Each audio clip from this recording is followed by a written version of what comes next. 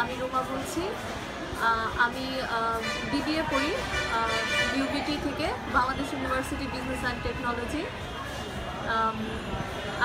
আমার প্রথমত হচ্ছে আমার দেওয়ান আইসিটিতে আমি কীভাবে ভর্তি হয়েছি সেটার কারণ হচ্ছে আমার একজন টিচার ছিলেন, তিনি আমাকে বললেন যে দেওয়ান আইসিটিটা খুব ভালো, ওখানে ভালো ট্রেনিং করায়, স্টুডেন্টের জন্য ভালো সুযোগ সুবিধা আছে, তারা হাতে ধরিয়ে সব কিছু শেখায়।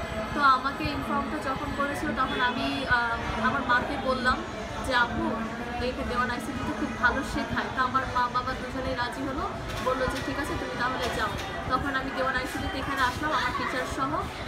তো ওই ম্যামের সাথে বললেন যে এখানে আমাকে ম্যাম বললেন যে এখানে খুব ভালো শেখায়, তিনি আমাকে এই অফিস আমি দেওয়ান আইসিটির এই যে প্রসপেক্টাসটা এখানে আমি ফার্স্ট হচ্ছে এই অফিস ম্যানেজমেন্টে আমি